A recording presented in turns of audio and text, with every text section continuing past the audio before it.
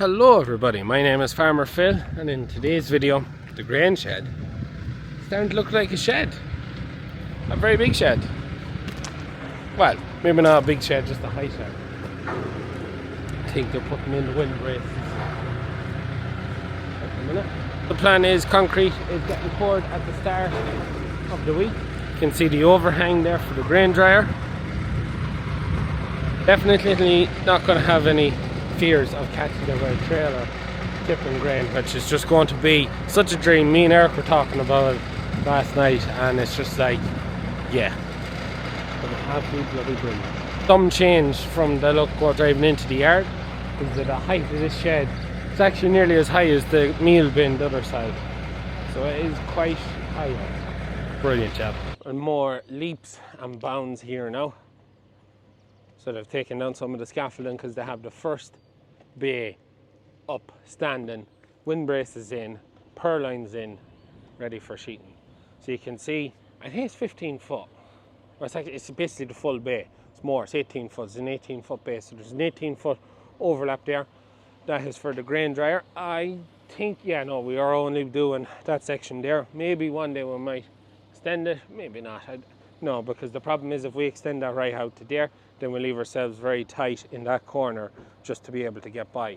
So concrete, first pan has gone in. So I think the plan is once they're set, that went in yesterday. So once he takes the pans down today, then they're going to get the rest of the shed standing.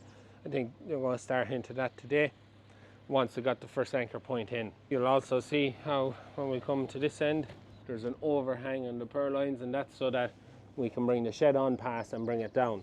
Because when it comes to there for the grain dryer, the spout of the grain dryer is going to be going in over the top of the shed and then putting the grain down the other side of the wall, so that we can on dry wet grain here into the grain dryer, and then it goes into the shed dry.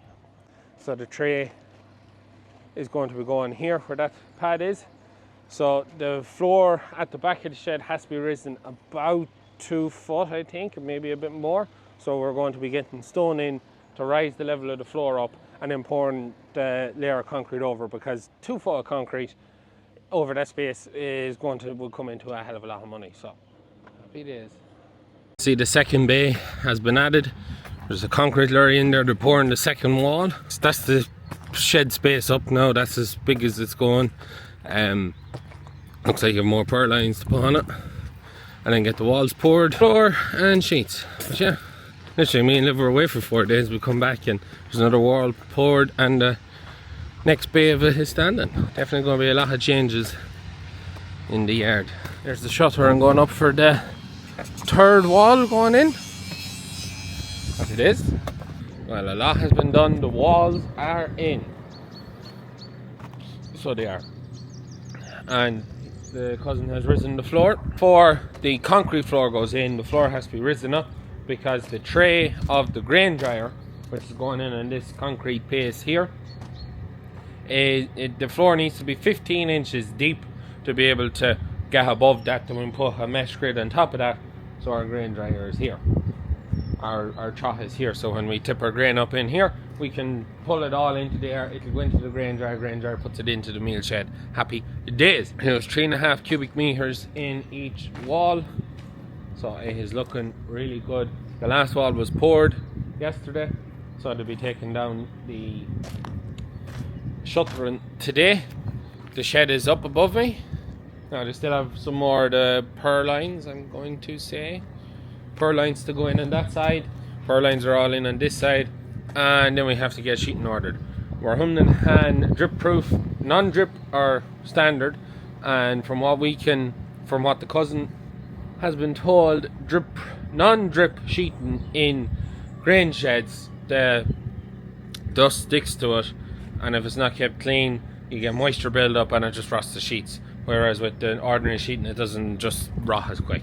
So I think we're going to be going with ordinary sheeting. And then we have Father Phil's man pass here, which I just like to see that just concrete hit to the wall, just like that side, because it makes a bit of an issue when you go to build grain up here. He says he wants a door put on it, but Yeah, he says he's putting a door in it, but I just rather see it filled with concrete. I said I don't understand why he wants to be able to walk from there to there when he only has to walk 2 bays that way to get around. Doesn't make a lot of sense. But anyway, so part of the plan now is to put a front on the shed. I wasn't planning on, but Father Phil has now decided there's a front going on it and he's paying for it. So I'm going to leave him at it. So I think there's 11-foot walls going to come out from either side, and then I think 16-foot roller door going in the A of the roof. So it'll increase capacity because we'll have 11-foot of butt wall you can kind of round grain into, and it'll seal it. So it's not a bad job, but just wasn't planning on doing it because it's just extra money and time. So I'll try and get the cousin back towards the shop because he's working at this now, just to have all the concrete work done and have it setting and curing for harvest. Anyways, that's the crack. That's a grain shed. On other building news, not much with the house, not much with the shop, apart from later today we'll have a delivery of our hedging for our plants for the hedgerows. Now there's still work to be done in that embankment up there, which I don't know whether he might be getting that done today because he knows that the hedging is coming. But the hedgerow that's over here that goes to the edge of the shop, it's mounted and ready for planting up there. So hedging arrives today, which will go straight today one after it arrives, and then tomorrow me and Liv will plant that. That's the plan, that's the crack, and that's the grain shed. You have to do this just to be able to get a look up at it. It's a very tall shed. We're here with Robert Cullen now from Cullen Nurseries in Carlow with our hedging and also 2 trees. 2 sweet chestnuts here, Spanish chestnuts. Got them trees just to see there. It's a good tall tree, so it is. The rest of the hedging here. The rest of the hedging we have a all label. That's the shop here. We have them all labelled. Oh, okay. So then all I have to do is just bring the ones for each spot. Yeah. Happy days. And a spade. And a spade. So then when I go to plant them, so I want to dip them in a bucket of soil and water. It's just a tip if you want to do that. Yeah. Get a bucket, throw a bit of soil in it, drop of water, mix them up, and just dip the roots into it. Just keeps a nice bit of moisture, especially when when it hits the end of March. You can just stop it from running out. We don't cut them for what, 2 years or that before we cut them back, or? Look, some, as I say, coming back to 4 inches, but at the minute, plant them in, they'll be roughly say that height. Yeah. They have them taken up on the stem. Yeah. And then maybe come along next year then. It's just that they'll have a bit of power in them to grow. Aye. And when they get rooted and that, come back next year, and you'll see then they'll bush out. They'll start to bush out, yeah. Problem if you come back too much the first year, if you've problem with weeds and dirt and rabbits. Aye, they get ahead of them. Yeah. How long would them trees have been growing for? They're growing so from seed. So they were growing in the seed bed. Yeah. They were actually in the seed bed for a year. Yeah. And a half. Then they were lined out, kind of in lines, and then they were transplanted in again. So we probably have them 5 or 6 years there now. You know, and we transplant them every so often just to get them then when you lift them. Then Aye, you have a nice handy root, yeah. And they're lifted then. You lift it with a root ball or on a mini digger. Yeah.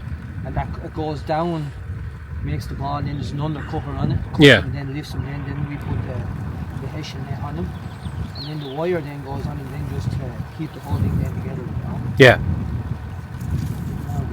This. And then for the other hedging plants then, what are they, 2 or 3 year old or? The hedging plants are all, kind of 1 plus 1s, which would be a year in the seed bed, a year lined out, so they're about 2. Between 2 and 3 year old. Yeah. They're actually an ideal size for planting out. They're if whitethorn rattle is too strong, it's too hard to plant. Too hard to get in, yeah. With the smaller ones in, and then you start off with a smaller plant, you get a nicer bushier plant in and ground. Yeah. There's a nice bit of variety there. Yeah. No, Liv wanted a nice flower and native hedgerow. Yeah. And everything, like in fairness, everything you had there, the crab is lovely, the crab is nice. The crab, there's a bit of holly actually. You've a bit of haze and spindle is lovely on as well. But they all flower, your dog rose flowers, gilder rose, anything that's in it is native and all flowers, even the whitethorn, even though it's kept cut every year, you won't get much flower. Yeah. If you're able to leave, or even an odd one, sticking up or something, Yeah, you get the white thorn flowers on it. Flower, and then you get the berries then as well. Yeah. Just want to say a big thanks to Robert and Cullen Nurseries for looking after us. It is probably getting a bit on the late side for planting, but we keep it watered. That's the main thing if it gets a bit late, is just to keep it watered. Just water them, say, a couple of times a week, just if it's going to be on the dry soil, especially in April, because they're throwing out leaves and they're trying to throw out roots at the same time. Yeah. And it's just a big pull on moisture, really. You know? So if you're interested in getting any or looking up Cullen's Nurseries, there's all the information you need to know there. And you have a great selection of stuff on the website anyways. Yeah, there's a big selection of stuff now. This time of the year, obviously, a lot of the stock is sold out. Yeah. We'll be back going again with a lot of potted stuff, say, for the summer in hedging. And then back again then, say, from November till March is the big time for the bare root planting. That's when most of the planting is done. We're to plant more trees, get more trees for planting around the farm, but it was gone a bit late, so it's something that we'll be doing next year, getting another round of trees.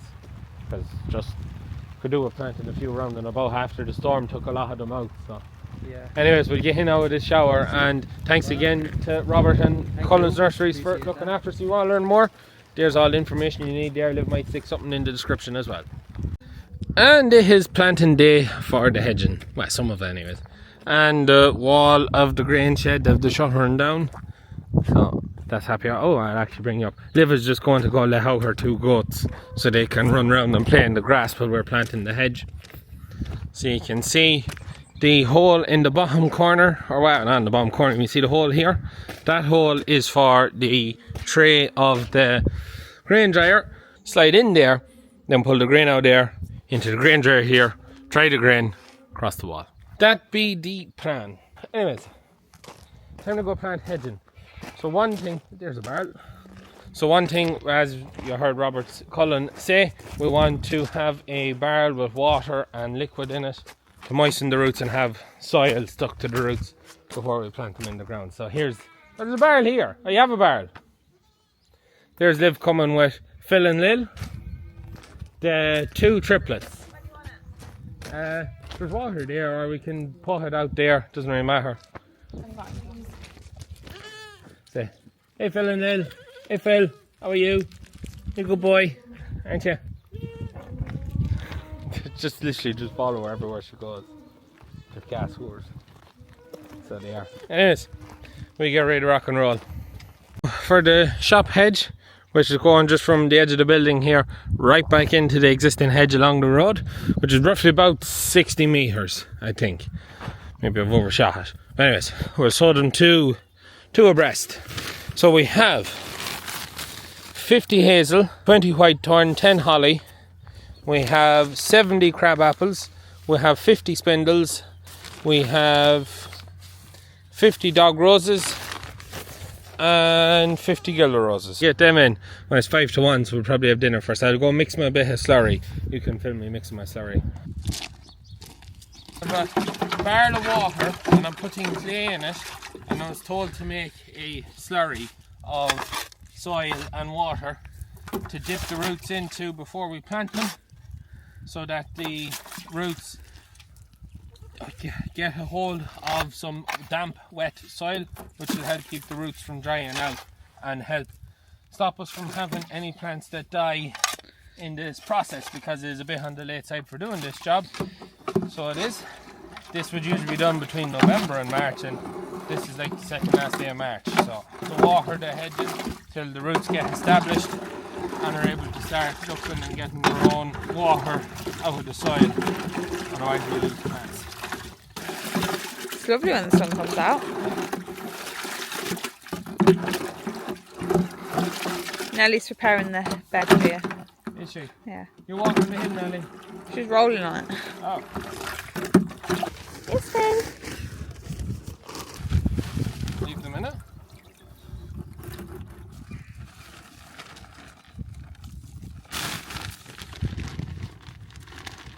Spindles. That for thorns. Specky. Knew there was a reason we left the Massey 50 in the field for over a year now. The plan now is, we have everything out, is to go and lay them out along where we want to put them, so then we just go along then and spot them in. Because my fear is that I will get it wrong and I will end up with, if I start just planting them as we go along, that I'll end up with some over or not enough, and we'll start stretching it out or packing it in. So try and keep it even. We'll lay everything out and then come back and pop them in. So we'll stick you on time lapse when we get it done.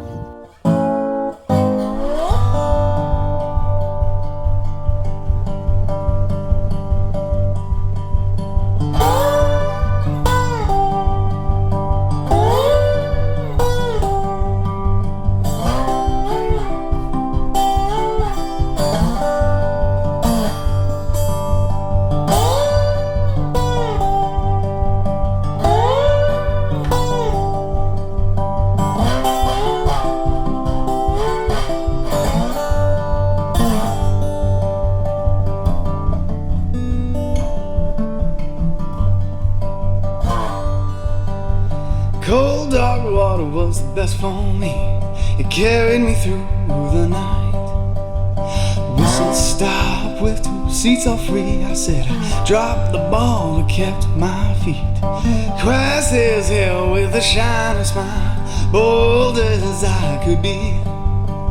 It brought me home in And it's done. Liv's lawn is ready for mowing too. You're going to mow that during the week?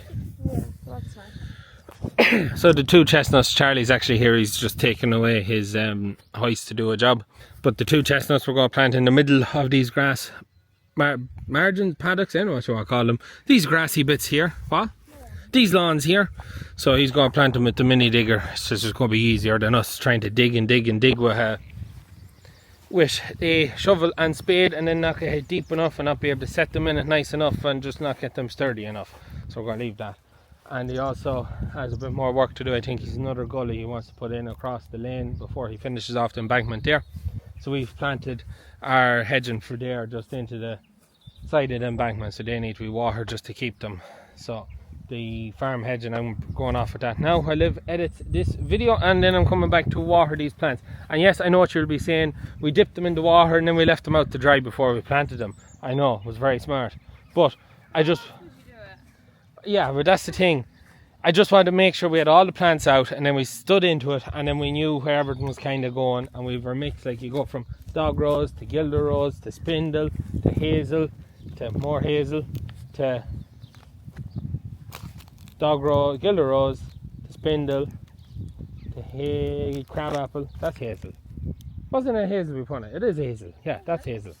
Oh, anyways, look, it's a nice mix. And we put them in 3 deep. I reckon I overestimated the length of the area. So when I approached, well, Collins approached me about stuff, and then I was like, right, we'll need 60 metres here, 50 foot there, and 60 metres for the farm hedging. And they were like, right, that's X amount of plants. And we said we wanted a nice native hedge with flowering. So that's why we went with crab trees, gilder rose, and dog rose, because they're nice flowering ones, and then the rest is native, and then over there is just flowering. But they come back and say, right, you need this amount for this many trees. But I reckon I'm maybe 10 metres short of what I said, because we had 10 plants over when we got to the end. But it's going to be good and thick. Just need to keep it watered now, because it is a bit on the late side. Just keep them watered. I was told twice a week should keep them right. So my job now, because we have no hose pipe near here, not even that I could connect to, is go get an IBC out of the yard, fill it from the spray tank, as in just the water that's collected in the big tank for filling the sprayer. It's not chemicals in it, and come out with a watering can and run up and down the line for a couple of hours. Liv is going to go off and edit the video. You're happy out, your hedge is in. We've ticked one of our 12 compliances for the planning permission for the shop was to put a native hedgerow. So there you go, native hedgerow. So go blind everything off. Next job for the shop, apart from the building, is out here, is in for reseeding. So we have to actually get in touch with a fencing contractor, and because we just do not have time to do it ourselves, now we've got to try and do it ourselves, to put a sheep wire round this, right round, that just seals off the entire thing, so we can reseed the field then and break it into paddocks. Plan is to get this reseeded in April. We also have 30 acres of stuff sprayed off as well for reseeding, all grazing ground. So we'll have a right bit of reseeding to do this spring, but the next job is to get the fencing contractor in and get it fenced. The reason fencing it before I start reseeding or that is in case there's any tracks or anything upon it, that when I go in and reseed it, it'll be nice. And then once we probably take a cut silage off it, then we'll paddock out the centre of it, ready for putting out animals for the sunflowers, which haven't been sown yet, nor have we the seed yet, but we have the pumpkin seed. It has arrived. Now we just need a means of planting them. Shed is where it's at. I think they're pushing on with that to get the roof on it, that we have space to store stuff, and then the front might be going on it after that. I think then he wants to get a bit more done with the house before he comes back towards the shop. I think he's waiting on a price for the shed of the shop, isn't he? So he's waiting on a price for the shed for the shop, and yeah, it's all systems a go. But anyways, hedges in. Hope you enjoyed today's video. Don't forget, if you're interested in hedging or trees or that, check out Cullen's Nurseries and keep them in mind for next year, because it is a bit late now. But anyways, we're going to leave it at that for today's video. As always, Liv, what do we do? Like and subscribe. Tuesday, Thursday and Sunday. That's it from us. Good luck.